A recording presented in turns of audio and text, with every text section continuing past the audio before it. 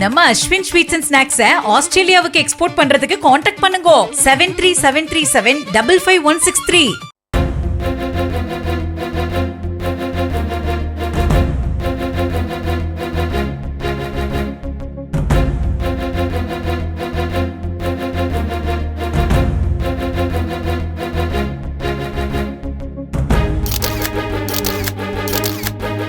தெலங்கானா மாநிலம் ரங்காரெட்டி மாவட்டத்தில் உள்ள பெஞ்சர்லா கிராமத்தின் வயலில் இளைஞர் ஒருவர் சடலமாக கிடப்பதாக போலீசாருக்கு தகவல் கிடைத்ததையடுத்து சம்பவ இடத்திற்கு சென்ற போலீசாருக்கு அதிர்ச்சி காத்திருந்தது.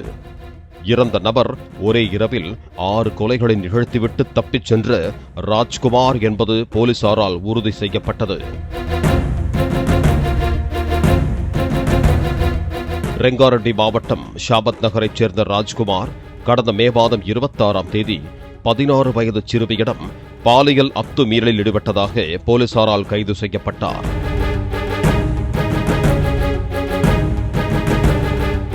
போலீசார் அவரை அழைத்துச் செல்லும் போது அவரது மனைவி கடுமையாக திட்டி தீர்த்ததாக சொல்லப்படுகிறது.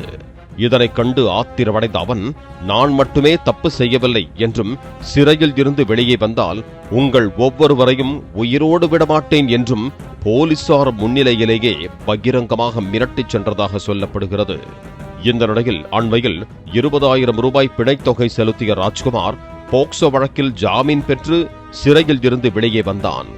வாடகைக்கு கார் ஒன்றை எடுத்த ராஜ்குமார் சம்பவத்தன்று இரவு 10:45 மணிக்கு பாலியல் புகார் அளித்த சிறுமியின் வீட்டுக்கு சென்று வீட்டில் இருந்த சிறுமியின் பாட்டி, சிறுமியின் தாய் ஆகியோரை அடுத்தடுத்து கத்தியால் குத்தி கொலை செய்ததாக கூறப்படுகிறது. இதனை கண்டு அஞ்சி நடுங்கி அலறி துடித்த 16 வயது சிறுமியை கழுத்தை பிடித்து வெளியே எடுத்துச் சென்ற ராஜ்குமார் சிறுமியை காரில் தூக்கி போட்டு கடத்திச் சென்றதாக கூறப்படுகிறது.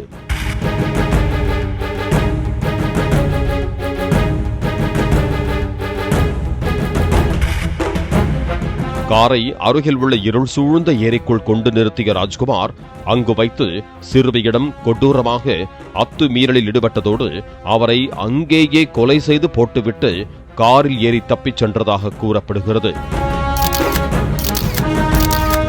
பின்னர் இரவு 11:21 மணிக்கு தனது வீட்டிற்குள் நுழைந்த அந்த கொடூரன் 30 வயதுடைய தனது மனைவியை முதலில் கத்தியால் குத்தி கொலை செய்ததாகவும் பின்னர் தனது 3 வயது மகள், 18 மாத ஆண் குழந்தை ஆகியோரையும் கொடூரமாக கொலை செய்து போட்டுவிட்டு அங்கிருந்து காரில் ஏறி தப்பிச் சென்றதாகவும் கூறப்படுகிறது. செல்லும் வழியில் தனது பெற்றோருக்கு போன் செய்து தன்னை சிறையில் தள்ளி வாழ்வை அளித்தவர்களை கொலை செய்து விட்டேன் எனவும் ஒவ்வொருவரையும் எங்கே எப்படி கொலை செய்தேன் என்பதை விவரித்ததாகவும் சொல்லப்படுகிறது. இதையடுத்து அவனது பெற்றோர் அளித்த தகவலின் பேரில் போலீசுக்கு இந்த கொலைகள் தொடர்பாக தகவல் கிடைத்துள்ளது. சம்பவ இடத்திற்கு விரைந்து சென்ற போலீசார் சிறுமியின் வீட்டில் இருந்து தாய் மற்றும் பாட்டியின் சடலங்களை கைப்பற்றினர். ஏரிக்குள் கொல்லப்பட்டு கிடந்த சிறுமியின் சடலமும் கண்டெடுக்கப்பட்டது.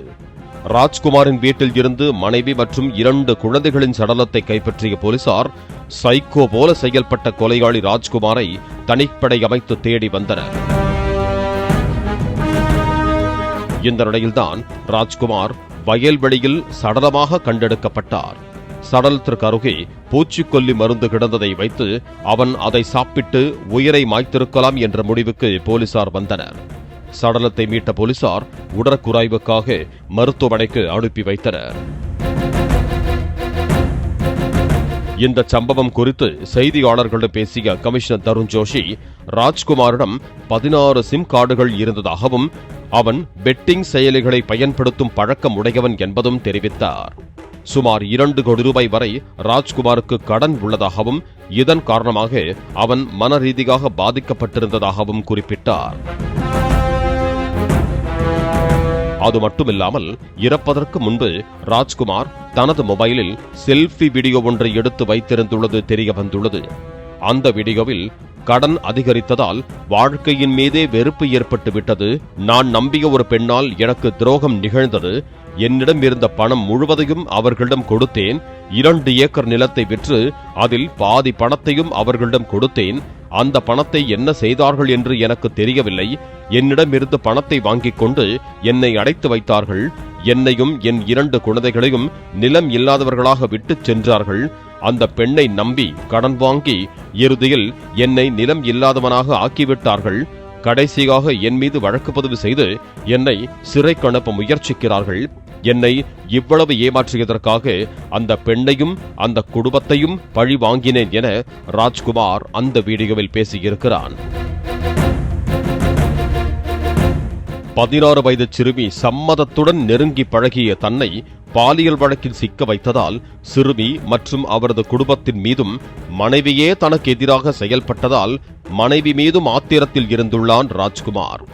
மனைவியை கொலை செய்த பின்னர் 2 குழந்தைகளையும் நிர்கதியாக்க விரும்பாமல் அவர்களையும் ஈவு இரக்கமில்லாமல் கொலை செய்துள்ளான் அந்த கொடூரன் என்று போலீசார் தெரிவித்தனர். நம்ம அஸ்வின் ஸ்வீட்ஸ் அண்ட் ஸ்நாக்ஸை ஆஸ்திரேலியாவுக்கு எக்ஸ்போர்ட் பண்றதுக்கு காண்டாக்ட் பண்ணுங்க 7373755163. பிளே ஸ்டோர் மற்றும் ஆப் ஸ்டோரில் இருந்து பாலிமர் செயலியை QR கோடு மூலம் பதிவிறக்கம் செய்யுங்கள். செய்திகளை உடனுக்குடன் பெறுங்கள்.